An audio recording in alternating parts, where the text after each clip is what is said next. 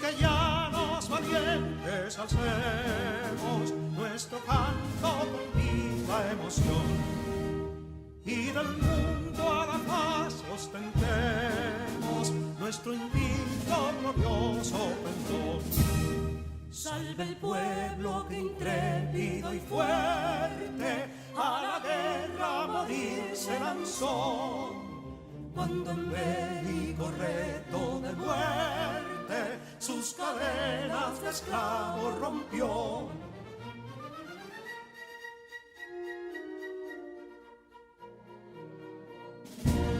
Ningún pueblo ser libre merece si es esclavo, indolente y servil.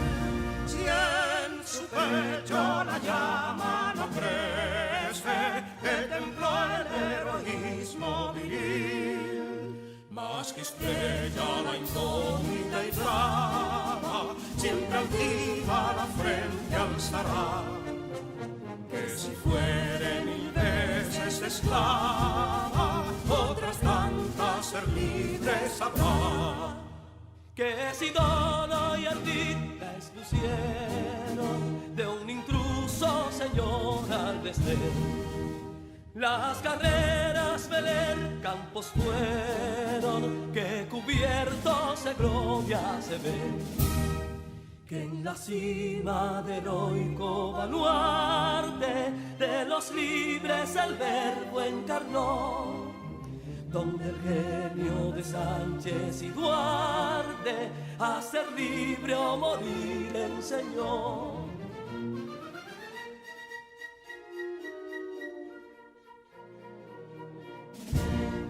Y si pudo inconsulto caudillo de esas glorias el brillo empañar, de la guerra se vio en Capotillo la bandera de fuego ondear.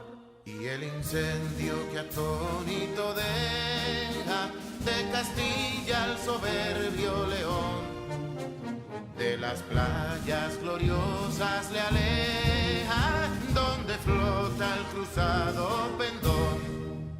Compatriotas, mostremos erguida nuestra frente orgullosos de hoy más, que Quisqueya será destruida, pero sierva de nuevo jamás.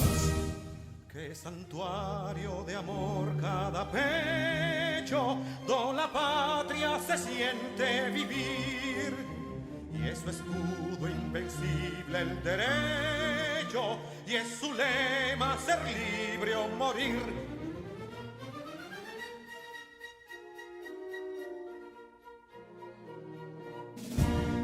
Libertad que aún se yergue serena, la victoria en su carro triunfal, y el clarín de la guerra aún resuena, pregonando su gloria inmortal.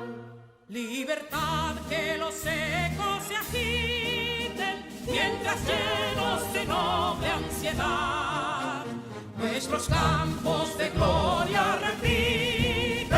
Libertad, libertad, libertad.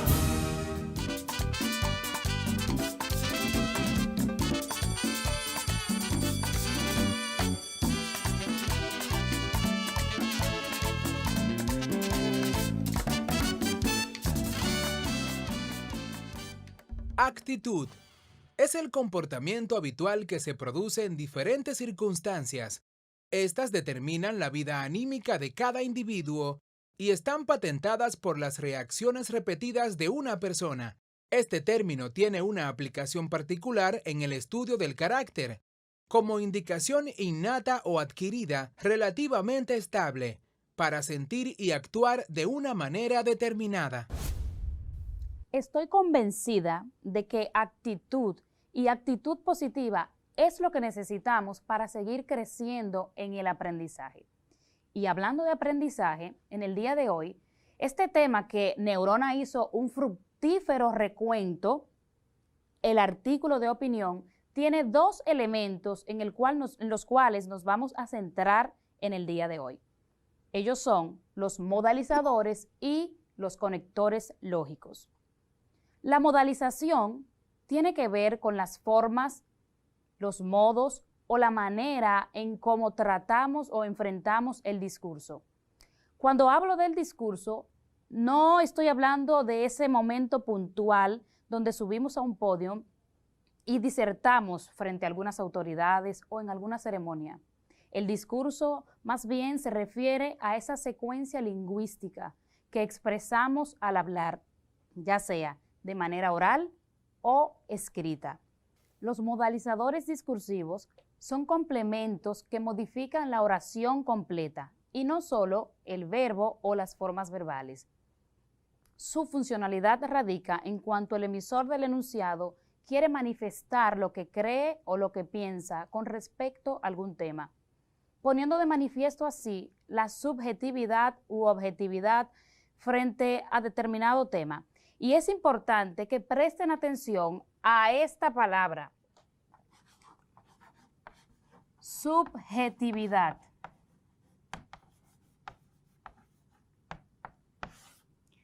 Recuerden que la subjetividad tiene que ver con mostrar tu punto de vista. De hecho, cuando hablamos, estamos mostrando nuestro punto de vista, lo que creemos sobre determinada situación, o podemos mostrar cierta distancia al comunicar alguna información. Y es ahí donde hablamos que se comunican las cosas tal y cual son. Estamos hablando entonces de la objetividad, donde no se admiten opiniones. Pero los modificadores discursivos tienen que ver mucho con la subjetividad. Muy importante. Los modalizadores pueden ser lógicos o pueden ser apreciativos. En esta clase nos vamos a centrar en los modalizadores lógicos. Esos modalizadores lógicos tienen que ver con el grado de certeza, de probabilidad, de negatividad que asume el emisor frente a lo que está planteando. Dijimos entonces que los modalizadores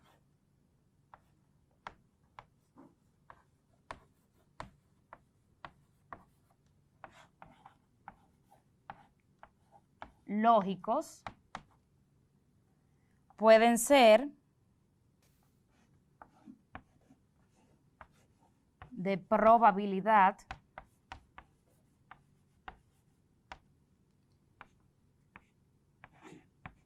de certeza. Aquí también podemos decir de veracidad.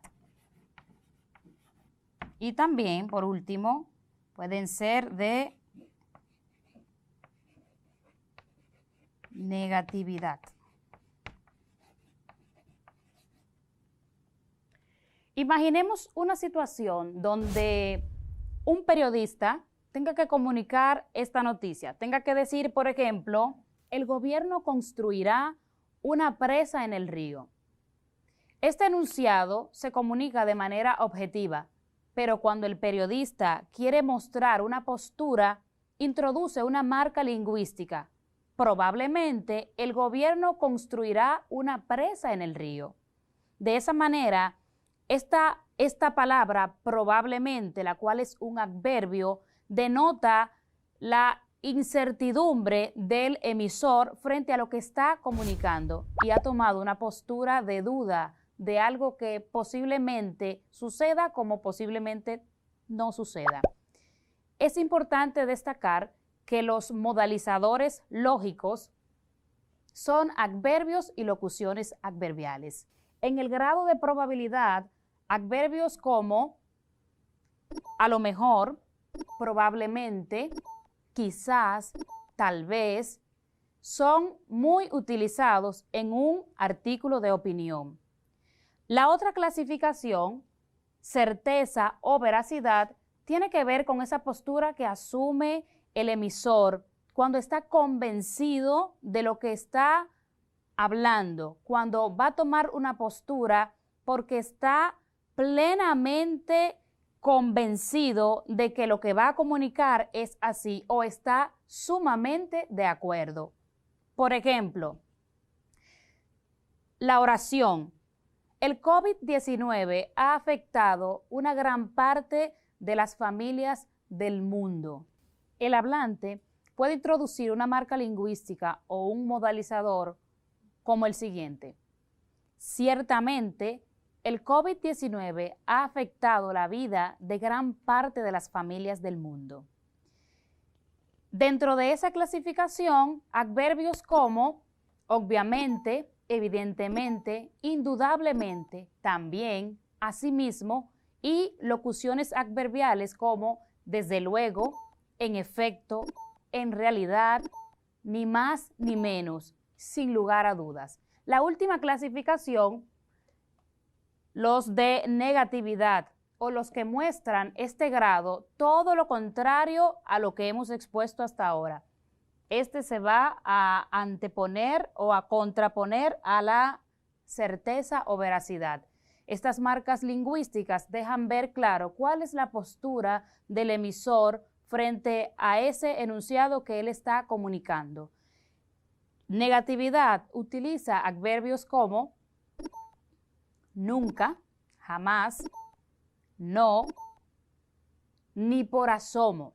Exponer es presentar, exhibir o manifestar una información o cosa para que sea apreciado en público a la vista de todos. También podría decir que es aplicar el sentido genuino de una palabra, texto o doctrina, que puede tener varios o es difícil de entender.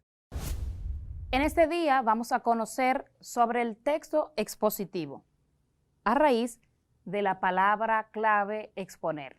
Vamos a ver qué es el texto expositivo, cuál es su función, cuáles son sus características y cómo se organizan los textos expositivos. Pero antes voy a conocer, ¿qué sabes tú, Neurona, de los textos expositivos? ¿Qué has oído? Que sirve para exponer ideas o conceptos. Muy bien. Buen punto y hay que tenerlo en cuenta desde ya. Sirven para exponer ideas o conceptos. Quiero ahora invitarlos a que leamos un texto expositivo. Vamos a ver. La contaminación ambiental es la presencia de cualquier residuo que causa un perjuicio no solo al medio donde vivimos, sino también a los seres que lo habitan. Esto quiere decir que la contaminación ambiental se da por diferentes factores, causando un gran daño al medio y a la humanidad. Entre las principales causas de la contaminación ambiental tenemos grado y tipo de desarrollo de la sociedad. Se ha establecido como dogma de comportamiento el crecimiento y consumo ilimitado de bienes, aceptando la premisa de que un grado de desarrollo elevado es sinónimo de alto consumo. Concentraciones urbanas e industriales. La forma de vida implica la concentración y por tanto las actividades propias de esta. El fenómeno del crecimiento urbano es un hecho innegable, lo que ha generado un incremento de los problemas ambientales. Entre las principales consecuencias tenemos cambio climático. La contaminación que realizan los hombres ocasiona que la capa de ozono cada vez adelgace y se contamine, ocasionando los cambios de clima que hoy en día se dan, además de traer también como consecuencia el efecto invernadero. Deterioro del suelo. Este se da debido a las acciones que realizan los humanos, como por ejemplo la deforestación, la desertización, erosión, etc., lo cual tiene que llevar a la reflexión si esto es correcto o no. En conclusión, se puede afirmar que aún en el siglo XXI se da la contaminación ambiental, lo cual ocasiona graves consecuencias y todo por causa del hombre que no cuida su hogar. Es momento de reflexionar. ¿Se estará haciendo lo correcto para poder cambiar este gran daño? Excelente tema, ¿no te parece, Neurona? Así es, profesora. Muy bien. ¿Y cuál era el fenómeno que se presentaba en él? La contaminación ambiental. Correcto. ¿Te diste cuenta cómo estaba organizado? Entiendo que presenta un orden de causa y efecto. Correcto. causa y efecto, un tipo de organización donde se analizan las causas de un fenómeno o problema y luego se presentan los efectos que éste produce. En este texto, el autor plantea el desarrollo de las sociedades como sinónimo de consumismo y ese impacto que esto tiene sobre el medio ambiente. Asimismo, presenta como una de las causas de la contaminación ambiental el crecimiento o la concentración de las urbes y esas grandes industrias. Todo esto va a impactar directamente en el medio ambiente, agravando el cambio climático, la erosión de los suelos. El autor nos hace allí una invitación a reflexionar sobre el accionar del ser humano, que éste entienda que la tierra no es solamente su casa, también es el hábitat de muchos animales y plantas. Ahora, Neurona, que hemos leído este texto, un texto expositivo de modo de organización, causa y efecto, vamos a adentrarnos ahora entonces en lo que es el texto expositivo. El texto expositivo. Un texto expositivo es aquel que proporciona información sobre un tema. Podemos decir que es el texto que define un concepto, una realidad o un hecho de manera objetiva. Este tipo de texto no admite opiniones o sentimientos. Es muy usado en el ámbito académico y científico.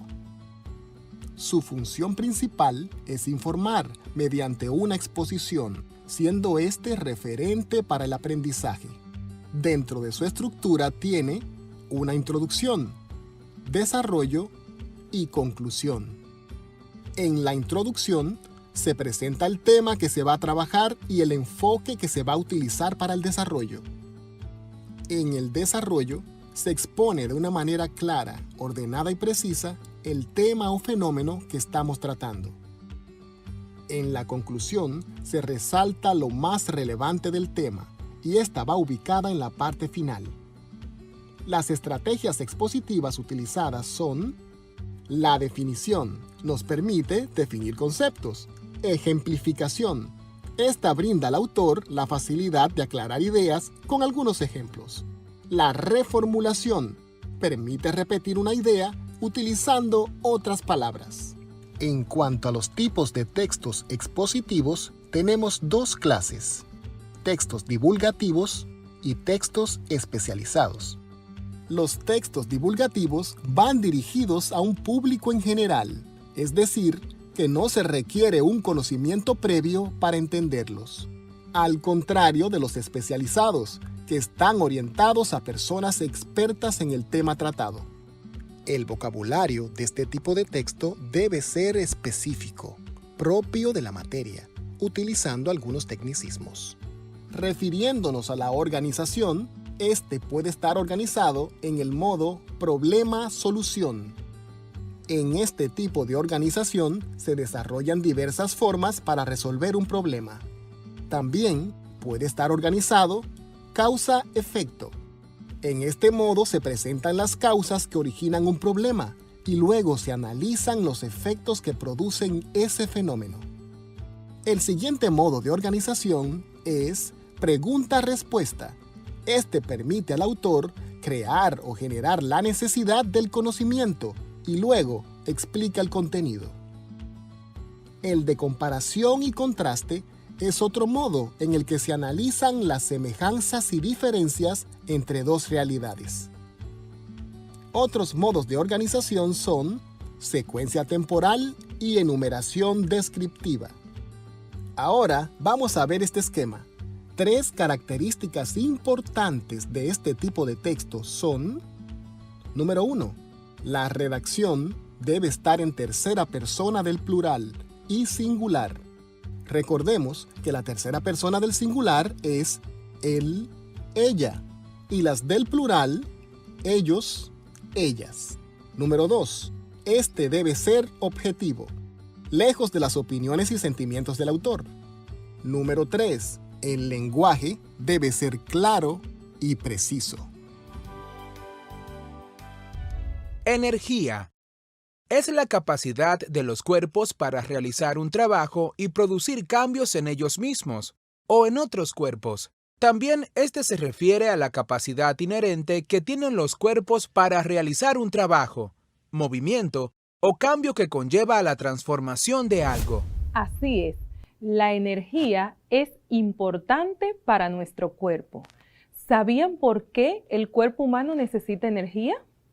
Pues porque la utilizamos para caminar, para correr, para movernos, para respirar, incluso para crecer y para madurar nuestros tejidos, hasta para la producción de la leche materna, porque la energía es el combustible que nos ayuda a vivir y a ser productivos.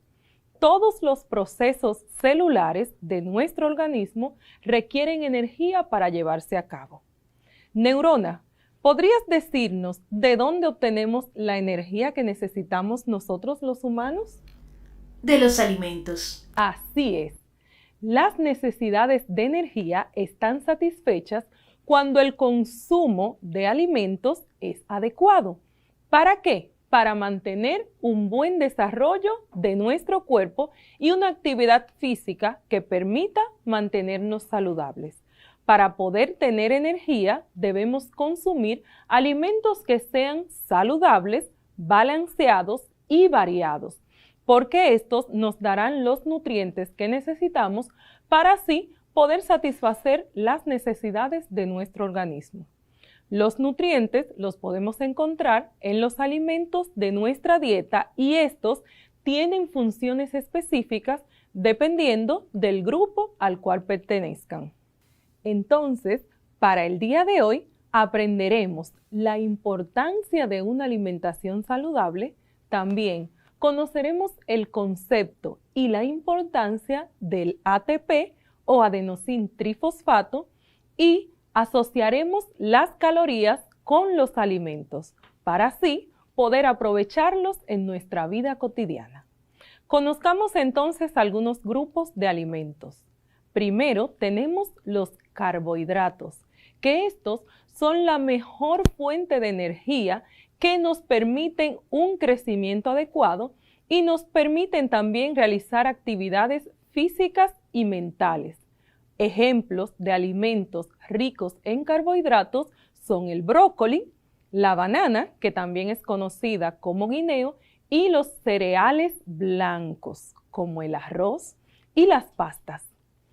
Alimentos ricos en fibra son un grupo de alimentos que nos ayudan a combatir el estreñimiento y las enfermedades intestinales. Son muy importantes. En ellos podemos mencionar el trigo y el apio.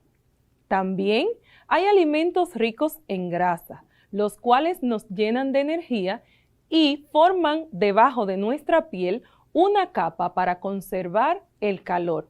Pero algo que debemos tomar en cuenta es que deben ser grasas saludables, como el aceite de oliva y el aguacate, que son alimentos ricos en grasa saludable. Además, las nueces y almendras.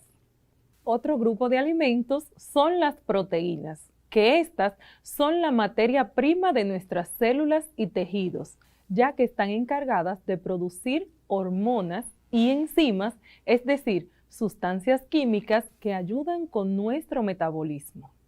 También está el grupo de las vitaminas y minerales, que podemos encontrarlas especialmente en las frutas y vegetales. Estas ayudan con el equilibrio líquido de nuestro cuerpo, es decir, con la hidrosis o hidratación.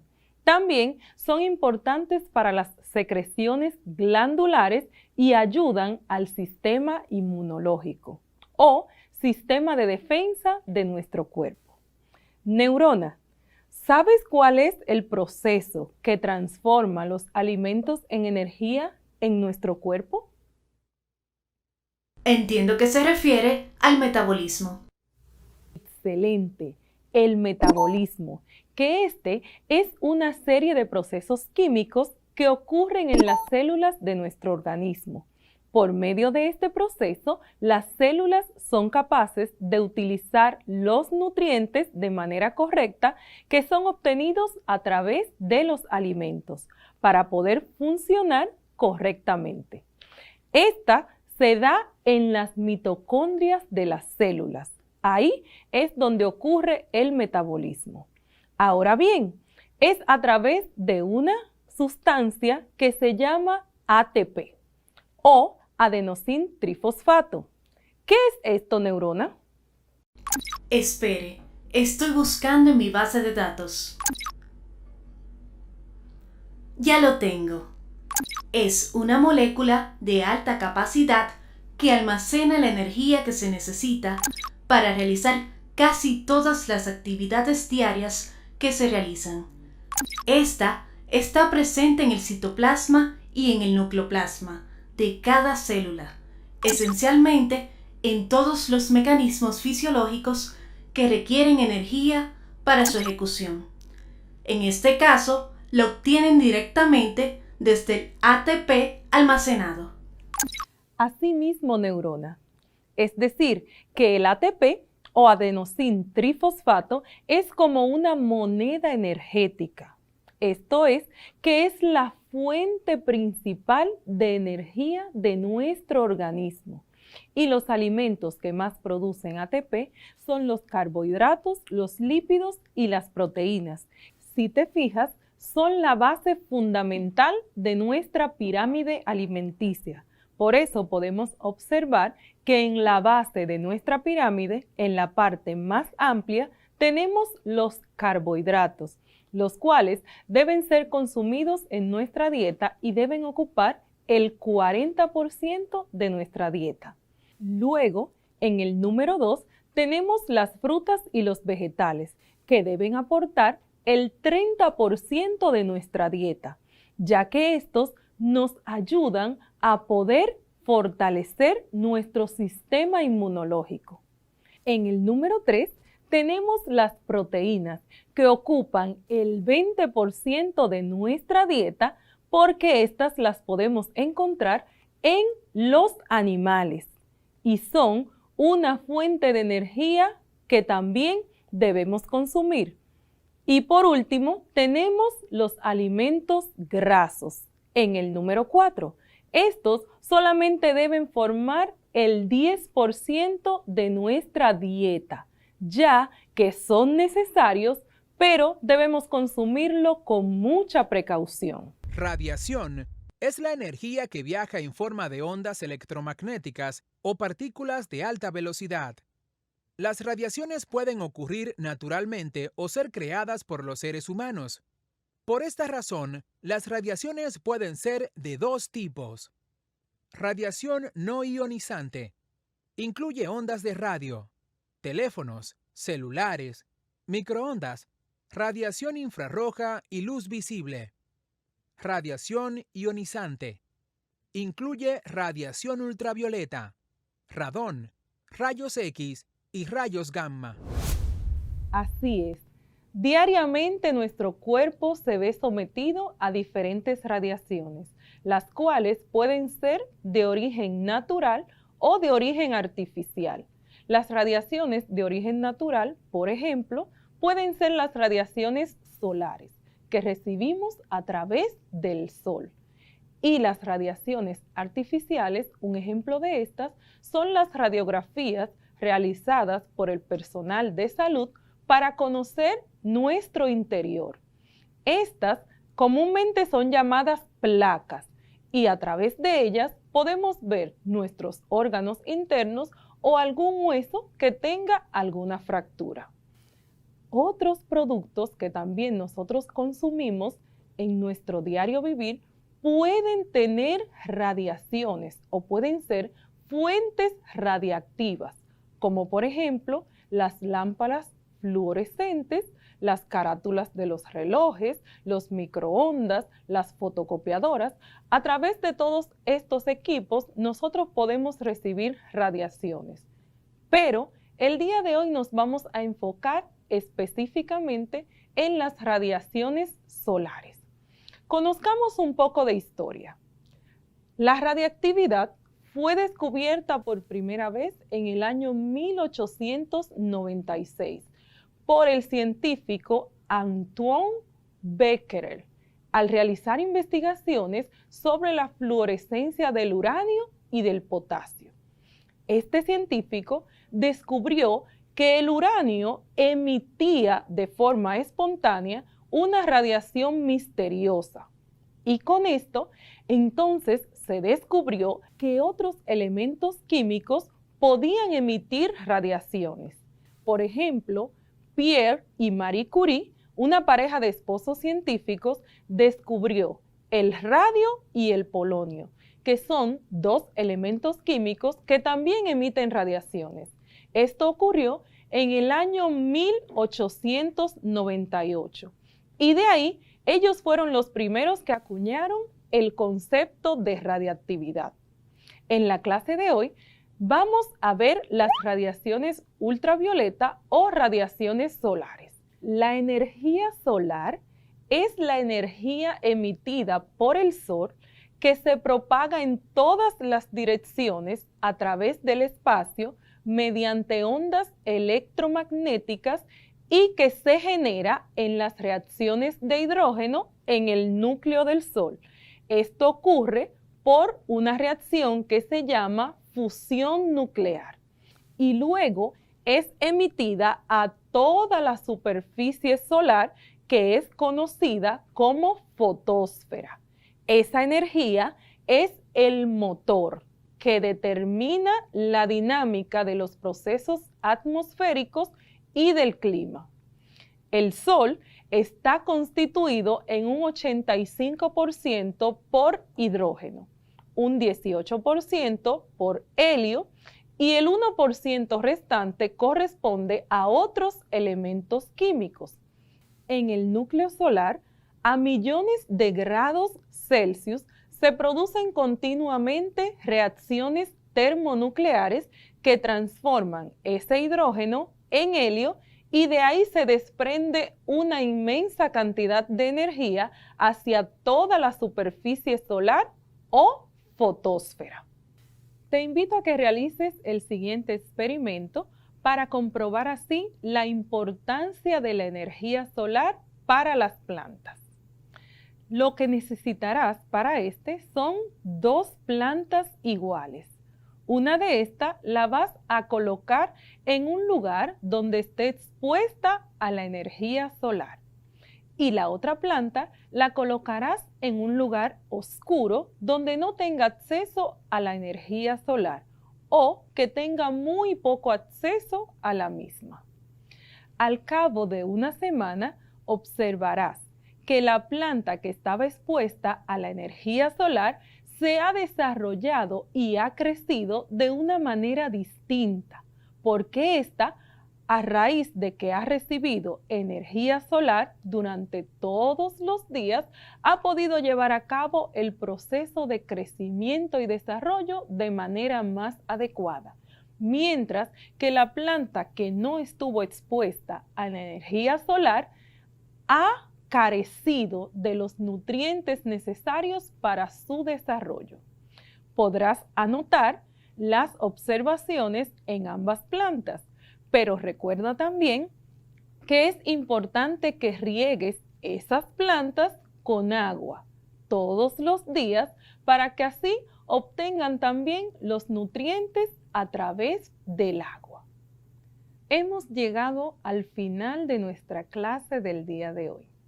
Recordando que puedes visitar el enlace que aparece en tu pantalla para volver a observar la clase de hoy.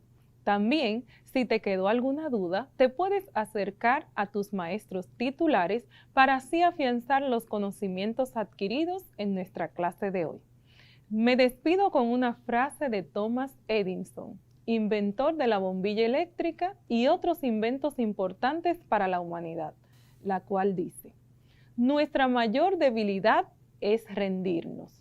La única manera de tener éxito es intentar siempre una vez más. Gracias por tu atención y que la paz de nuestro Señor Jesucristo reine en tu vida y en tu hogar. Hasta la próxima.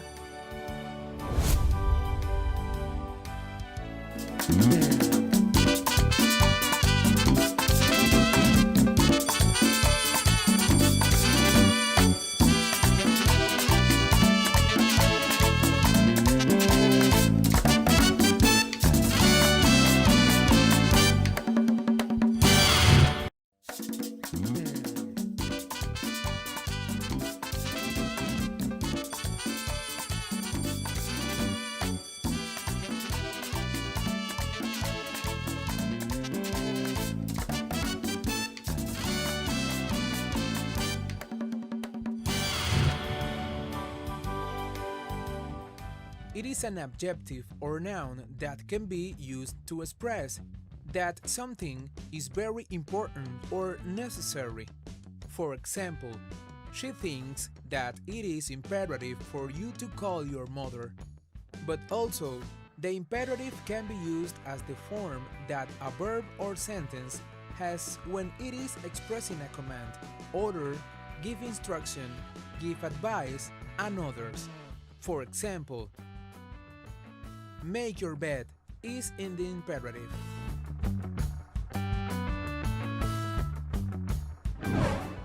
Muy bien, como acaban de ver y escuchar, nuestra palabra clave del día de hoy es imperativo. Ahora te invito a que tomes tu cuaderno, tu lápiz y tomes los apuntes. Estos te van a ayudar a aprender con más facilidad. ¿Me sigue? Toma tu tiempo. Vamos a anotar cada detalle para que puedas progresar y adquirir nuevos conocimientos. Vamos a iniciar.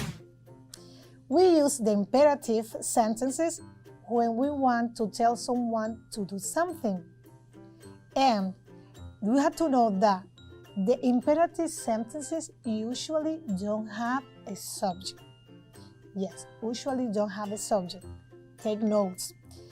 They are addressed to the listener, to listeners, who the speaker understands to be the subject.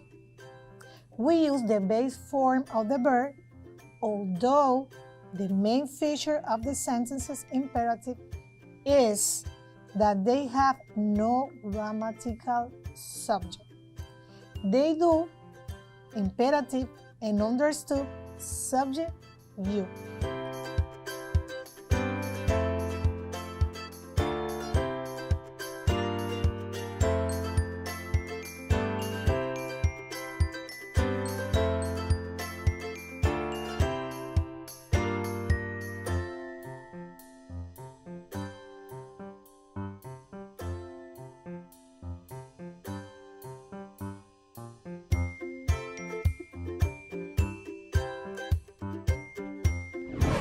Espero que estés tomando notas y ahora vamos a ver unos ejemplos de dónde y cómo se puede usar la forma imperativa. Sí, debes continuar apuntando uno a uno.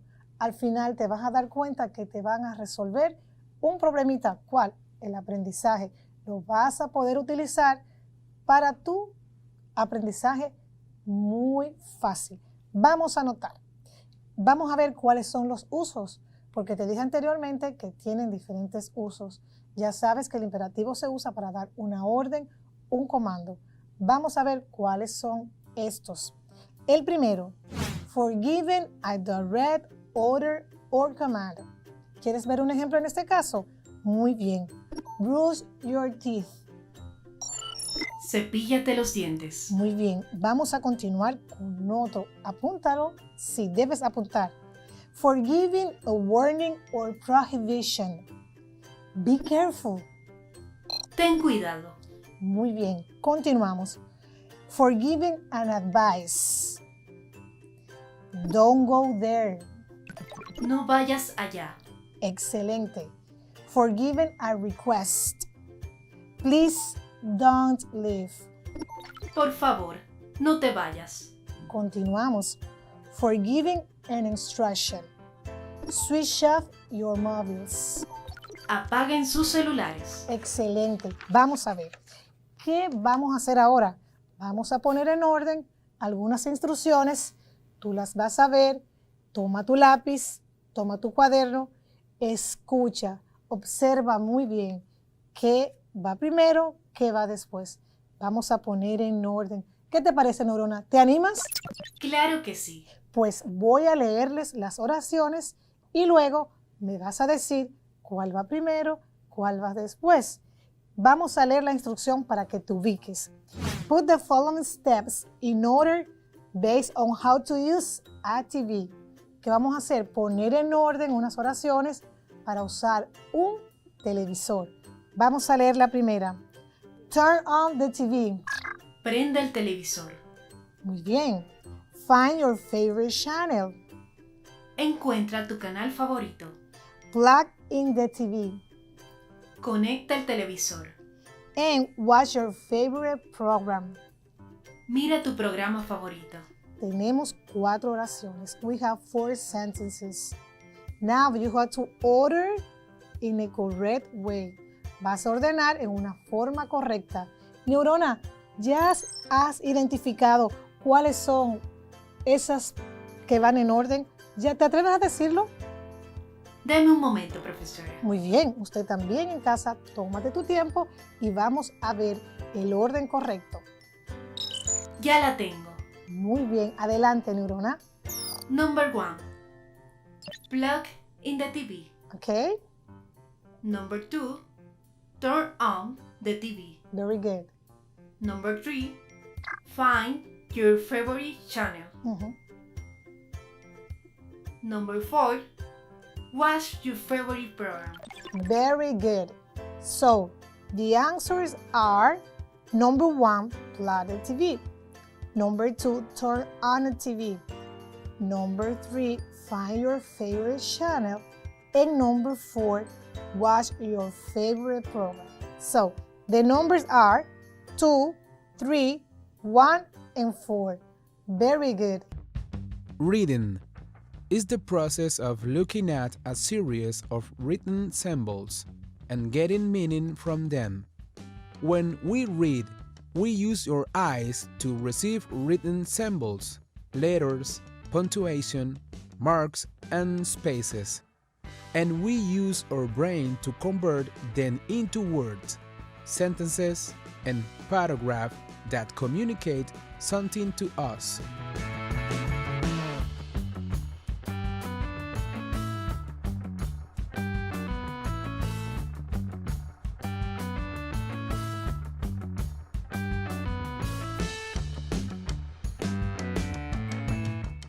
Muy bien, como acabas de escuchar y de observar, nuestra palabra clave del día de hoy es reading, lectura. Ahora vamos a practicar un vocabulario que ya conocemos. Toma lápiz, cuaderno, vamos a repetir y anotar. Bank, Bank. pharmacy, Pharmacy. park, Park. school, School. church, Church. cinema, Cinema. supermarket, Supermarket. mall. Mall. Let's repeat it. Vamos a repetir. Ahora la vamos a ver en inglés y en español. Tienes tiempo. Toma tu lápiz, toma tu cuaderno y vamos a volver a repetir. Vamos a ver. Bank, Banco. pharmacy, Farmacia. park, Parque. school, Escuela. church, Iglesia. cinema, Cine. supermarket, Supermercado. mall. Centro comercial. Vamos a continuar practicando con la lectura. Recuerda que leer es divertido. Neurona, ¿lista? Estoy lista. Muy bien. Vamos a hacer este true or false. True or false. ¿Verdadero o falso? Observa bien y vamos a ver cuáles son las respuestas. Laura is from Los Angeles town. It's true. Yes, it's true because Laura is from Los Angeles town. Next, this is the first time John visits Los Angeles. True. Yes, it's true. It's the first time that John visits Los Angeles. Next, to get the park from the bus stop, you walk 1 block and turn left. False. Yes, it is false because to get the park from the bus stop, you walk 1 block and turn left. Walk a straight 6 blocks and turn left. Walk another 2 blocks and you will see the park on the left. Next, getting to the mall from the park is easy. True. Yes, it is true. Because getting to the mall from the park is very easy. You have nothing to do.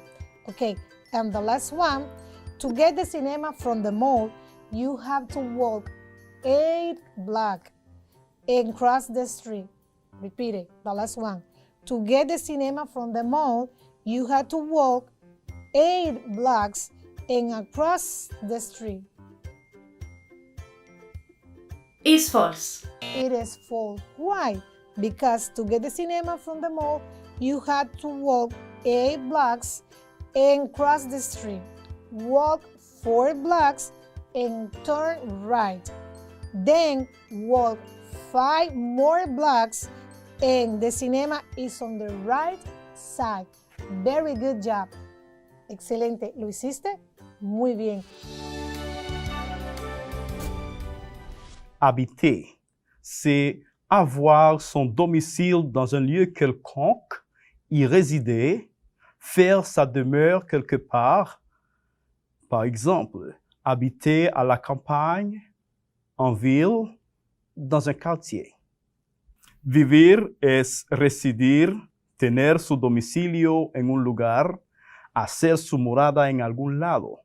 Por ejemplo, vivir en el campo, en la ciudad, en el barrio. Et maintenant, pour décrire notre quartier, nous pouvons utiliser l'expression il y a.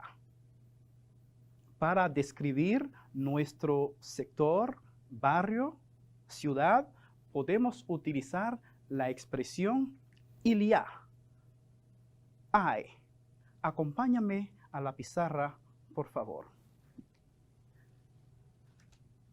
Bien, si observa aquí, usamos la expresión il y a. Alors, nous avons il, il, y, ah, très bien. ¿Qué significa esto en español? Hay. Sé que en tu pregunta puede salir, y si hay más de un lugar, por ejemplo, escuela, si hay 2 o 3, sigue siendo lo mismo. Si tú observas en español, tú dices, hay una escuela, hay 100 escuelas. No hay cambio ni singular ni plural. Es decir, no importa el número en esto. Por ejemplo, decimos une école, ¿okay? Une école, una escuela en singular o singulier. Bien. Et puis nous disons 5 épiceries au pluriel, 5 colmados. Vamos a ver la frase ahora, la oración. Il y a une école. Hay una escuela. Podría yo decir, dans mon quartier, il y a une école. En mi barrio hay una escuela, en singular. Observe aquí en esta expresión. Il y a 5 épiceries, au pluriel, ¿no? ¿Ok? Hay 5 colmados. ¿Has observado que en el singular como en el plural usamos la misma expresión hay? Así que cuando vayas a hacer la descripción, no importa si vas a decir un solo lugar, un solo parque. Il y a 2 o 3 o más. Il y a. Bien, quiero que observes estos ejemplos aquí. Bien. Dans mon quartier, il y a une école publique. Dans mon quartier, il y a une école publique. En mi barrio hay una escuela pública. Otro ejemplo. Vamos con este otro ejemplo. Mon quartier est très bruyant. il y a 5 épiceries. Mi barrio es muy ruidoso. Hay 5 colmados. Voilà.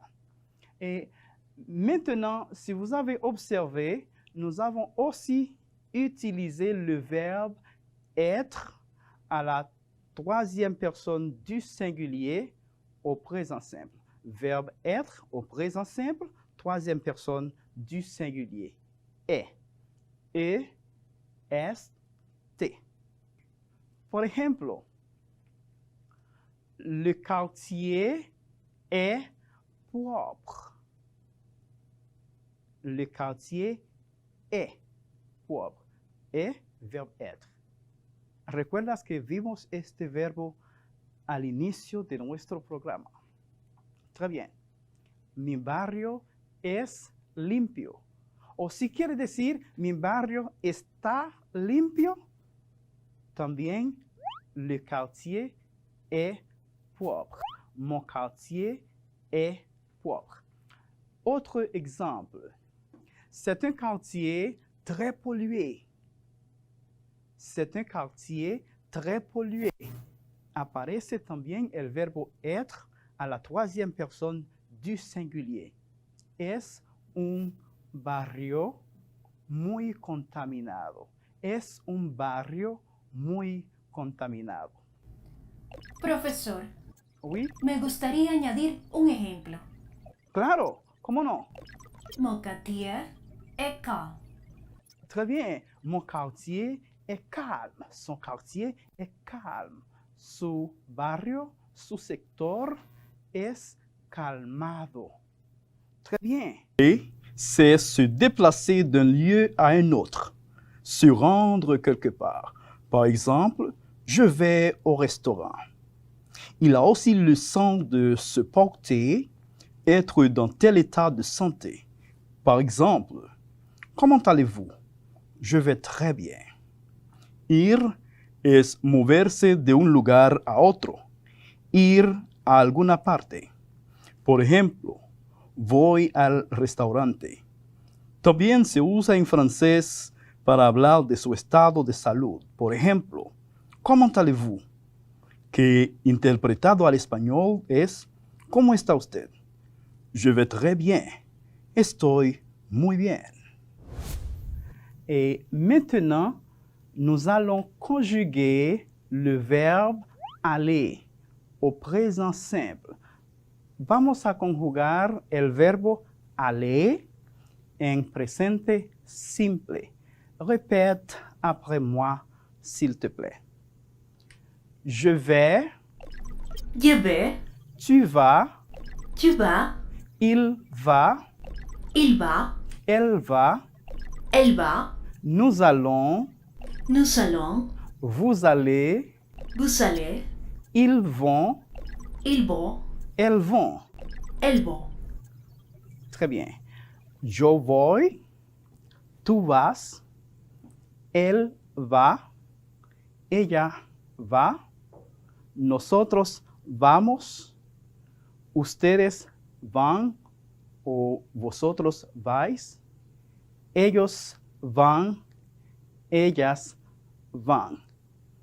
Et maintenant, nous allons voir quelques exemples. Vamos a ver unos ejemplos. Tu atención, por favor. Je vais à la bibliothèque. Yo voy a la biblioteca. Nous allons au cinéma. Vamos al cine. Elle va à l'école. Ella va a la escuela. Tu vas aux toilettes. Vas para el baño. Vous allez au zoo. Ustedes van al zoológico. Ils vont à l'épicerie. Ellos van al colmado. Très bien. Ahora, tú conoces las siguientes expresiones. Sí. Par exemple, comment ça va? Ça va bien. Comment allez-vous? Je vais bien. Comment vas-tu? Je vais très bien, merci. Où vas-tu? Je vais à l'épicerie, aux toilettes, etc. Si has observado en todas estas expresiones que ya tú habías utilizado en varias ocasiones, en ellas está el verbo aller conjugado en presente simple. Et maintenant, écoute attentivement ce dialogue et réponds par vrai ou faux. Ahora, escucha este diálogo y responde verdadero o falso, vrai ou faux. Bonjour, où vas-tu? Bonjour, je vais au parc. Et toi? Moi, je vais à l'église. À bientôt. Au revoir. Maintenant, tu as déjà écouté notre dialogue. Ya has escuchado el diálogo. Responde vrai ou faux. Question numéro 1. Pascal va au parc. Vrai ou faux? Vrai. Vrai. Très bien. Numéro 2. Julie va à l'hôpital. Vrai ou faux? Faux. Julie va à l'église. Recuerda que para reforzar lo aprendido, puedes consultar con tu profesor y también visitando la página que aparece en pantalla. Agradecemos tu sintonía. Dios te guarde. Au revoir. À bientôt.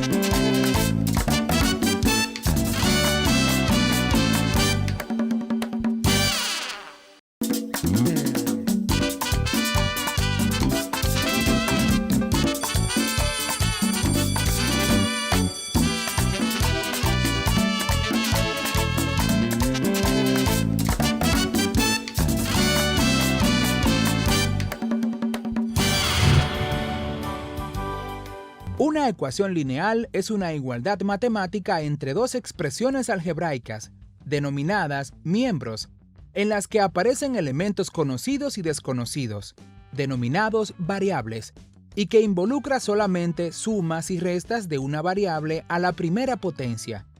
Por ejemplo, 2x menos 3 igual 3x más 2 es una ecuación lineal o de primer grado. Lineal es un término que se utiliza mucho en matemática y este va a tener relación con el contenido que nosotros vamos a trabajar hoy.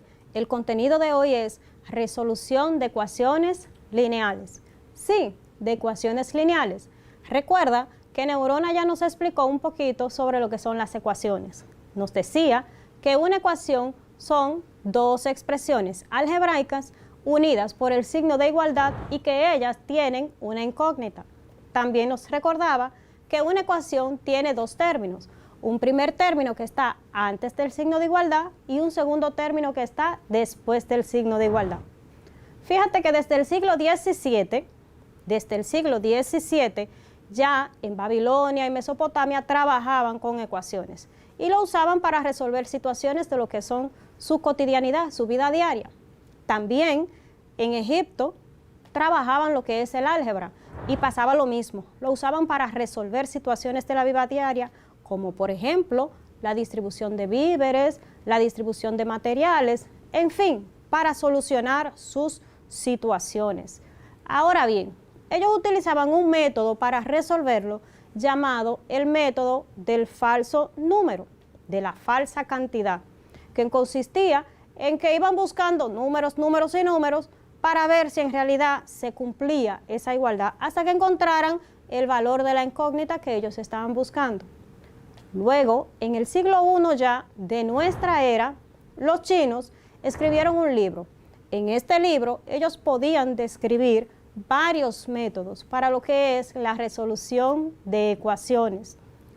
Te recuerdo que una ecuación así propiamente como nosotros la vemos hoy en día, con sus incógnitas, con su signo de igualdad, esa expresión es una expresión relativamente joven, porque antes lo que utilizaban eran símbolos de acuerdo a cada una de las letras, ¿verdad?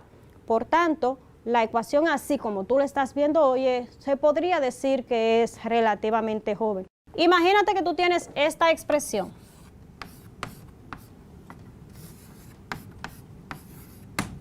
(3x menos 6 igual 0).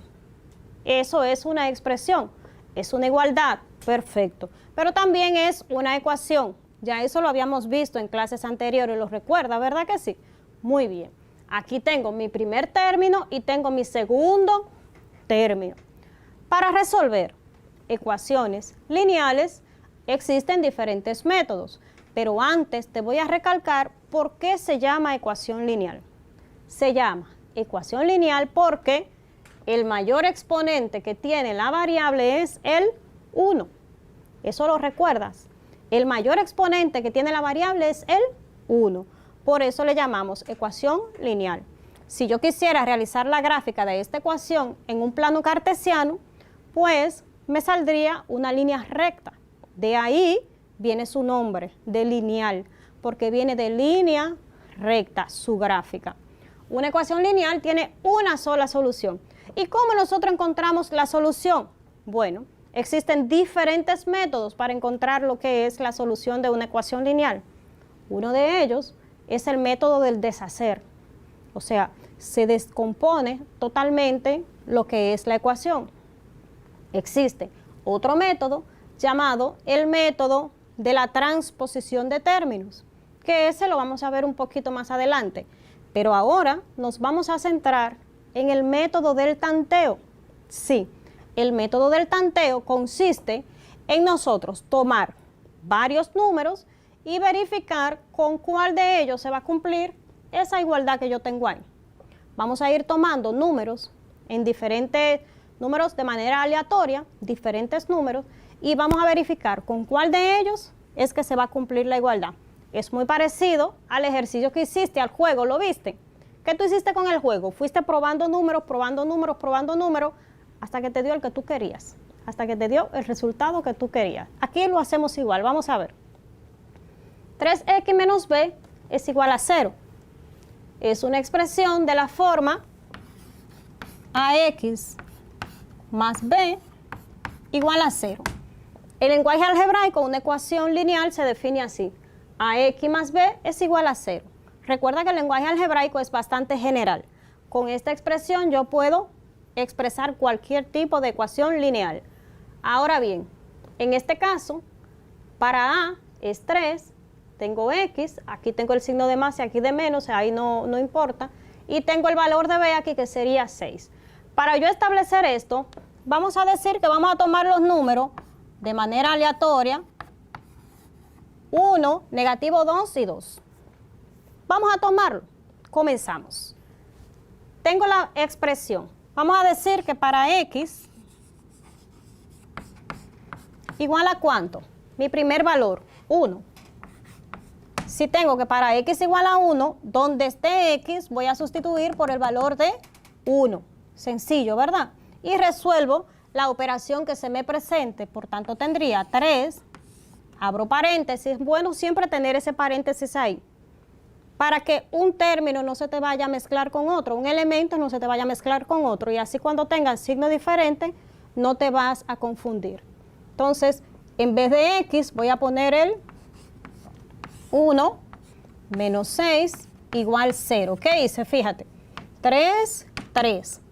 X, ya dijimos que x vamos a probar con el valor de 1. Entonces, x, 1, menos, 6, 6, igual, y 0, y 0. Lo único que cambié ahí fue el valor de x. Y resuelvo lo que dice ahí. Tengo una multiplicación, sería 3 por 1, 3, menos 6, sería igual a 0. Vamos a ver. Tengo 3 positivo menos 6 igual a 0. Entonces, ¿qué tendremos aquí? Tengo 3 positivo debo 6, ¿verdad?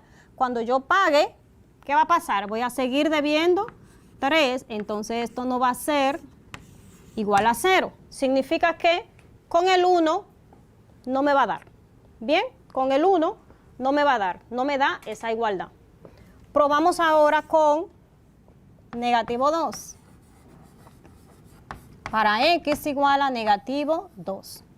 Hago lo mismo, ¿verdad? Tomo la misma, 3, ya en vez de x, ¿cuál voy a poner?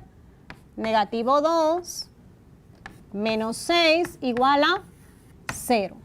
Resuelvo, más por menos, menos, 3 por 2, más por menos, menos, 3 por 2, 6. Y bajo aquí, ¿verdad? Tengo negativo 6 y negativo 6 será igual a 0. Fíjate aquí, negativo 6 yo debo 6 y negativo 6 debo 6, ¿verdad que sí? O sea, tengo dos deudas. Cuando tú tienes dos deudas, ¿qué pasa? Tú vas a sumar y aquí te va a dar 12. 12 es igual a 0. No, perfecto. Como no es igual a 0, tampoco se me cumple ahí. Vamos a ver la última entonces. Tengo 3. Ahora voy a hacerlo para x igual 2. Entonces tengo 3 en vez de x, 2 menos 6 igual a 0. ¿Verdad? Más por más me va a dar más. 3 por 2 me va a dar 6. Menos 6 va a ser igual a 0. 6 menos 6, 0. Y ahí va a ser igual a 0. Quiere decir que con esa sí se cumple. Es un proceso un poquito largo, ¿verdad que sí? Un poquito trabajoso, un poquito yo pruebo a ver si me da. Entonces, por eso, este método del tanteo se utiliza más bien cuando tú tienes una ecuación sencilla, algo fácil de resolver. Tú dices, bueno, pero como es cortita, déjame ir probando a ver. Pero existen muchos otros métodos que lo vamos a seguir viendo en las próximas clases, ¿verdad? Significa que en todo esto, con el único valor que se me cumplió fue con 2, para x igual a 2, exactamente. Resolución. Una resolución es una condición en la que se busca encontrar la solución de una determinada circunstancia, como por ejemplo, la resolución de problemas es una actividad cognitiva que consiste en proporcionar una respuesta producto a partir de un objeto o de una situación. Muy bien, vamos a continuar. Y antes de continuar, lo primero que tengo que hacer es decirte cuál es el tema que vamos a trabajar. Pues hoy vamos a seguir solucionando ecuaciones lineales. Es nuestra segunda parte. Recuerda que en el video anterior trabajamos también la solución de ecuaciones lineales, pero hoy vamos a trabajarlo con un método diferente. Así es que acompáñame, quédate ahí conmigo para que aprendas este método. Vamos a ver. En la clase anterior, como nos decía Neurona, una ecuación lineal la habíamos trabajado, que es del tipo ax más b igual 0, en donde tenemos un primer término y un segundo término. Eso ya tú lo manejabas, ¿verdad que sí? Claro. También habíamos dicho que a, en esa expresión, a tiene que ser diferente de 0, no puedo tener un 0 ahí delante. Y que b puede ser cualquier número real. ¡Qué bien! Eso es así. También dijimos en ese video y en esa clase pasada que una ecuación lineal se le llama lineal porque cuando graficamos vamos a tener una línea recta en el plano cartesiano y que va a tener una sola solución, una ecuación lineal. Todo eso lo trabajamos la clase anterior. De hecho, resolvimos algunos utilizando lo que era el método del tanteo. Hoy vamos a solucionar ecuaciones utilizando otros métodos, pero antes vamos a asegurarnos de que nos sabemos muy bien cuáles son las propiedades que tienen las ecuaciones y la resolución de ecuaciones. Vamos a ver cuáles son esas propiedades. La primera me dice que si sumamos o restamos una cantidad miembro a miembro, o sea, de ambos lados del signo de igualdad, nosotros vamos a mantener una igualdad, o sea, la ecuación no se va a alterar. Pasa lo mismo cuando yo multiplico o divido miembro a miembro de cada lado, ¿verdad? Si al primer miembro y al segundo miembro. Cuando yo multiplico o divido, también esa igualdad se va a mantener. Esa ecuación no se va a eliminar. Simplemente se va a convertir en una ecuación que va a ser la que nosotros vamos a trabajar ahora. Vamos a ver, observemos aquí. Cuando tú tienes una ecuación, recuerda que trabajamos la igualdad, ¿verdad que sí? Perfecto. Cuando tú tienes una ecuación y tú sumas de un lado y del otro una misma cantidad, se va a mantener. Si tú lo restas, también. De igual manera, si lo multiplicas o lo divides. A eso es que se refieren esas dos propiedades.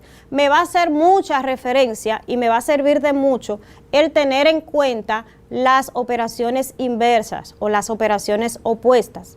En nuestro lenguaje cotidiano, tú dices, bueno, si yo tengo blanco, el opuesto de blanco es negro. Si tengo alto, el opuesto de alto es bajito y así sucesivamente, ¿verdad? También aquí nosotros vamos a trabajar con las opuestas.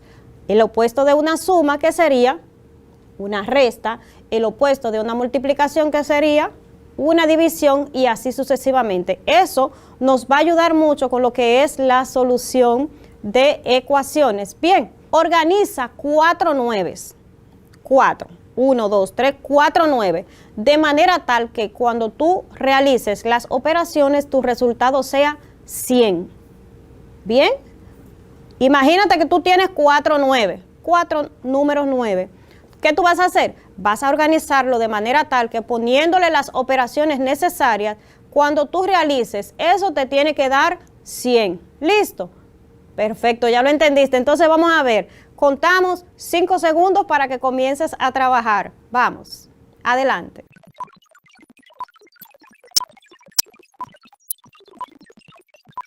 Y listo, pasó el tiempo, pasaron los 5 segundos, ¿verdad? Pero yo sé que tú lo hiciste rapidito en casa. Vamos a ver, Neurona, ¿lograste hacerlo? Sí, profesora, ya tengo la respuesta. ¿Ya tienes la respuesta? Pues vamos a analizar esa respuesta, vamos.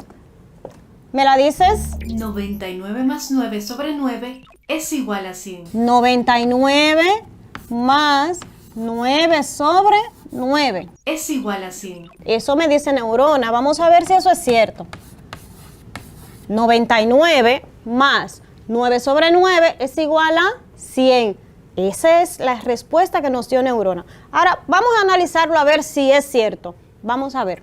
Tengo 99 más 9 noveno es igual a 100. Cuando nosotros tenemos esto, usted dice, pero ajá, profe, ahí lo que hay es una fracción. Sí, eso es cierto, tenemos una fracción, pero es una fracción con numerador y denominador igual. Bien, tiene esa característica, numerador y denominador igual. Por tanto, esa fracción va a ser igual a 1. Otra manera de decirlo es que toda fracción me indica una división. Por tanto, puedo decir 9 entre 9 y me va a dar a 1. También lo puedo simplificar y decir novena de 9, 1, y novena de 9, 1. De todas maneras que lo ponga, te va a dar 1. Por tanto, eso sería 99, aquí me da 1, sería igual a 100, ¿verdad que sí? Ajá, sencillito. No te salió muy difícil en el día de hoy, te traté un poquito suave. Toma esos ejercicios y compártelo ahí con tus compañeros para que también ellos sigan aprendiendo igual que tú. Gobierno. Según la Real Academia de la Lengua Española, es el órgano superior del Poder Ejecutivo de un Estado o de una comunidad política, constituido por el presidente y los ministros o consejeros. Además, es el régimen político basado en la soberanía nacional, asentado en una constitución que define y articula los poderes del Estado. ¿Qué ocurre? Cuando nosotros hablamos de gobierno, de momento pensamos en el presidente o pensamos en los funcionarios. Esa idea es muy buena porque gobierno hace referencia directamente a la estructura política dentro del sistema, aquellos que llevan las riendas de la nación. Podríamos decir que nosotros también somos parte de ese gobierno, porque dentro de la estructura democrática somos quienes, por medio del sufragio, decidimos quién estará ahí representándonos y administrando los bienes de la nación. Ocurre lo siguiente: el gobierno de una colonia, ¿cuál es? El gobierno de ese país o nación que les coloniza. No tiene un gobierno en sí mismo auténtico, sino que depende directamente de ese país o nación que le ha colonizado. Como decíamos, nosotros en su momento también fuimos una colonia. Es por eso que hay que pensar qué se hacía en ese tiempo cuando éramos colonia y qué pasó que posibilitó que nosotros dejásemos de ser colonia. Incluso aquí se hicieron tratados en ese tiempo que nosotros fuimos colonia. Algunos tratados que en su momento estudiaste en la escuela. Profesor, sobre esto tengo la siguiente información. A ver, ¿cuál sería? Que España y Francia se disputaron el control de la isla, produciéndose varios tratados. Exactamente, pero vamos a ver, esos tratados tienen un nombre. ¿Cuáles son esos nombres? El Tratado de Aranjuez. En este acuerdo se establecieron los límites fronterizos de la colonia francesa y la española, y se delimitó la frontera entre los territorios coloniales oriental y occidental de la isla de Santo Domingo. Este se firmó entre España y Francia el 3 de junio de 1777. El Tratado de Basilea. Este ocurrió el 22 de julio de 1795, mediante el cual España entregó a Francia la colonia de Santo Domingo. Este posicionó a Francia jurídicamente como quien tenía el control y era dueña de toda la isla. ¡Wow! Eso quedó interesante. Unos apuntes magníficos. Fíjate, esa bella porción de tierra, nuestra isla, está dividida en dos. En cada parte, hoy tenemos una nación diversa. ¿Por qué? Porque cada nación, cada porción de tierra fue conquistada, colonizada por una corona distinta. De nuestro lado, los españoles y del otro lado, los franceses. ¿Qué ocurre? Que en su momento la división territorial no estaba muy definida. Entonces es con este tratado de Aranjuez que se dice, fíjese, de aquí para allá será Francia y de aquí para allá será terreno español. Luego con el de Basilea se pasa que todo el territorio será dominado por la parte francesa. Cuestiones de historia y cambiamos. Fíjate que en el año 1821 ya tuvimos un intento de independencia que se llama independencia efímera, porque se logró, pero luego ya fue hasta un punto y volvimos otra vez a ser colonia, a ser dependientes. Pero ya para el 1844 sí obtuvimos la independencia en nuestra nación. Y con esto te hago la salvedad de que estos tratados forman parte del evolucionar de la independencia de nuestra nación dominicana. Y así como nosotros, países en África, en Australia y otros países acá en América tuvieron ese proceso, porque para dejar de ser colonia es necesario, vital, eminente lograr la independencia. Otros, dentro de su proceso de descolonización, tienen lo siguiente. No alcanzan 100% una independencia, pero sí tienen una libre asociación. Eso que le llaman mancomunidad. Y en esa libre asociación tienen acuerdos. ¿Entre quién? Entre el país que les colonizó y ellos. Entonces, ambos gobiernos son un tanto independientes, pero solicitan ayudas para diferentes cuestiones. E incluso otros son estados asociados y se llaman a sí mismos un estado asociado. Tienen cierta autonomía, ciertas deliberaciones políticas y económicas, pero llega hasta un punto porque son un estado asociado.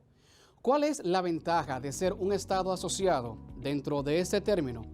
Que se adquiere la ciudadanía del país o nación que le ha conquistado, que le ha colonizado.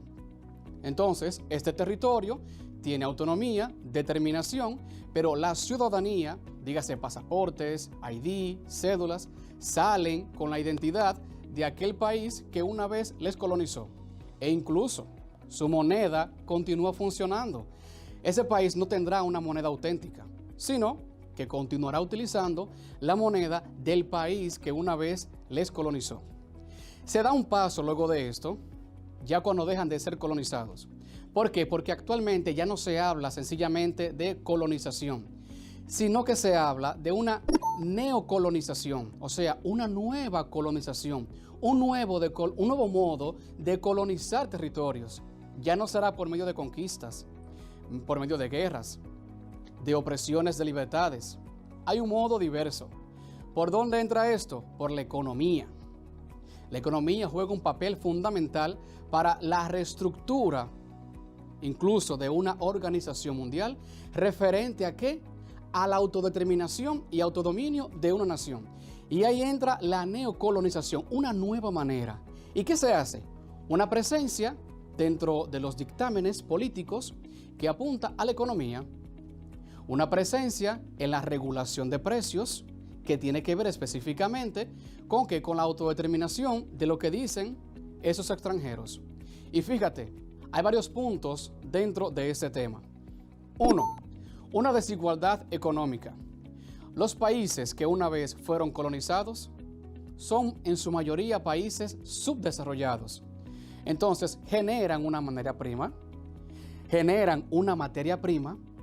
y esa materia prima, ¿qué es? Vendida. ¿Hacia quién?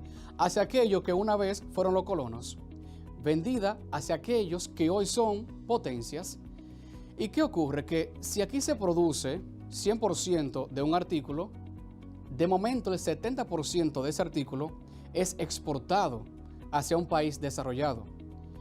Y tú dirás, bueno, ¿pero eso genera ingresos? Sí, pero es parte de la neocolonización. ¿De un modo de qué? Que dependemos de otras naciones en cuanto a las compras de esas materias primas. Imperialismo es, según la Real Academia de la Lengua Española, la actitud y doctrina de quienes propugnan o practican la extensión del dominio de un país sobre otro, u otros por medio de la fuerza militar, económica o política. Además, se le conoce como un sistema y doctrina de quienes propugnan o practican el régimen imperial en el Estado. Como pudiste darte cuenta, el imperialismo hace referencia a la extensión territorial de una potencia hacia aquello que luego se va a denominar como un país subdesarrollado, o más preciso, como una colonia. Fíjate lo siguiente, cuando vemos en película el Imperio Romano, Imperio Persa, se hace por medio de la fuerza militar. El desplazamiento de militares, de esa fuerza humana militar, en batalla, en combate, conquistan nuevos terrenos. Y ese nuevo terreno que ha sido conquistado por una potencia, entonces forma parte de esta y ya sería una colonia. Por eso que gracias a los recursos que esta tiene y a las intenciones de conquista y de captar más recursos y de extenderse, las potencias, el imperio, recorre de manera física, recorre una distancia para llegar hacia otro punto. Y ese otro punto, que será otro territorio, es conquistado. Resulta que esa colonia que es conquistada tiene la particularidad, en antiguo, que se convertía ¿en qué? En esclavos. Entonces, acá te digo que esa colonia no tenía los derechos de quienes vienen del imperio. Esa colonia no goza con el derecho de aquellos que son ciudadanos de la potencia que les ha conquistado. De ese modo es que en nuestra historia, en gran lapso de esto, incluso en tiempo medieval, todas esas colonias estaban sometidas bajo la esclavitud. Luego llega un punto de que se llegan a acuerdos y muchas de ellas alcanzan independencia, también por medio de batallas y de guerras, pero otras por medio de acuerdos. Bien, lo esencial es que en su momento el imperio, cuando conquista, tiene la intención de extender su territorio. Dimos un paso y dijimos que se habla de un nuevo imperio, una nueva manera de colonizar otros territorios. Ya no tan solo de manera física, de manera de desplazamiento de una tropa militar, sino que por medio de la influencia económica, política de esos gobiernos. Ahí fue cuando hicimos referencia al neocolonialismo, una nueva manera de llegar y hacer presencia en otra nación, que ya no será directamente con una tropa militar, sino que será directamente con políticas económicas, con políticas de gobierno, con directrices y mandatos a los cuales esos países subdesarrollados responden a las potencias. Es así como cambia el panorama de lo que sería el imperialismo. ¿Qué pasa acá? Que esa colonia tiene un modo de ser, una estructura. Primero, tiene una cantidad de habitantes X, pero esa población aumenta. ¿Cuándo aumenta? Cuando quienes vienen de la potencia se instalan acá. Es lógico, aumenta la población de esa colonia. Luego, ¿qué cambia? La forma, la estructura de esto. El idioma, la economía, la estructura religiosa. Y se convierte como en un hijo de ese imperio, en un hijo de esa potencia. Es así, como te digo, que en ese punto de la historia, esa colonia rinde cuentas al imperio hasta el momento en el que ésta sea independiente. ¿Por qué? Porque cuando hablamos de un colonialismo, se refiere al sistema político, social y económico en el que una colonia responde al imperio. Responde en tema de ¿qué? De la dinámica poblacional y de la estructura de gobierno. Es así como la colonia sería igual a una dependencia de la potencia, una dependencia del imperio. En todo momento será de ese modo. En nuestro continente americano, ¿cuándo se da esto? Bueno, pues resulta, como dice el tema de esa asignatura en este momento, en Latinoamérica tenemos un expansionismo y una hegemonía por parte del pueblo estadounidense. Punto 1. Cuando hablamos de Latinoamérica, podemos dividir la palabra en dos: Latino, América. Los latinos son todos aquellos países en los que se habla una lengua, un idioma derivado del latín, ya sea español, en su caso también francés, y el portugués. Y América, pues, porque estamos en el continente americano. Entonces, ese grupo de países de Latinoamérica fácilmente podemos ubicarlo desde el centro de América, luego de Estados Unidos, México, para abajo, porque casi todos hablamos español, en su momento también se habla portugués, y algunos hablan francés. Y también los países que corresponden al Caribe. Entonces, ¿qué ocurre? Lo que ocurre es que hay una nueva dinámica en ese momento. Resulta lo siguiente: Estados Unidos alcanza su independencia en el año 1776, pero el gran mapa estadounidense que tú ves el día de hoy no era así en un principio.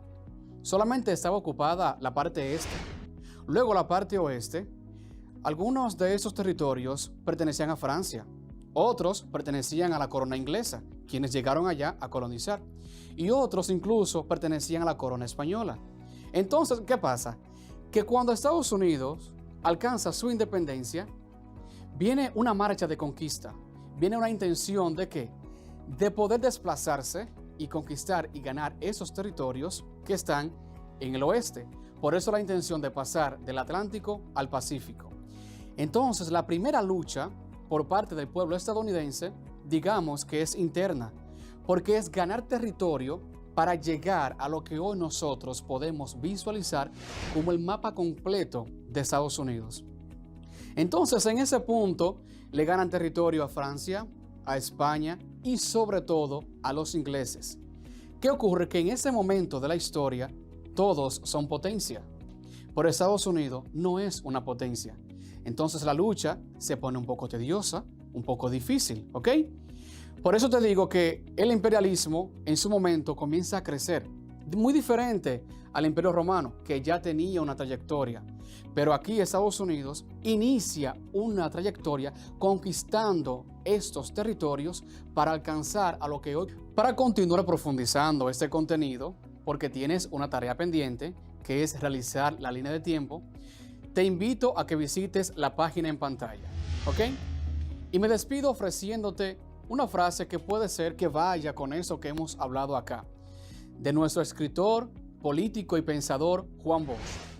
Y él decía: si no puedo ver por mí mismo la liberación de este pueblo, la veré a través de mis ideas.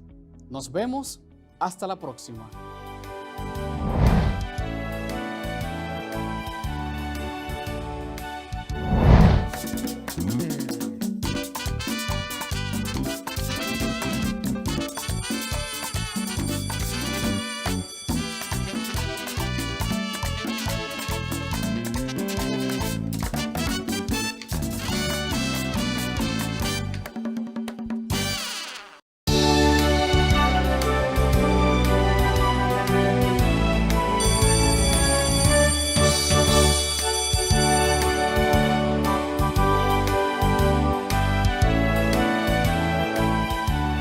Espero que las clases del día de hoy hayan sido de tu agrado, que hayas tomado notas o apuntes de los temas más relevantes del día de hoy. Recuerda tener tus útiles organizados y en un lugar visible para mayor facilidad a la hora de tus clases. También recuerda respetar las normas establecidas para preservar la salud, como cuáles: mantener el distanciamiento, lavarte las manos varias veces al día y usar tu mascarilla facial. Recuerda también contactar a tu maestro del aula, quien está esperando para aclarar tus dudas y tus inquietudes. Y con esto te digo que nos vemos en la próxima entrega.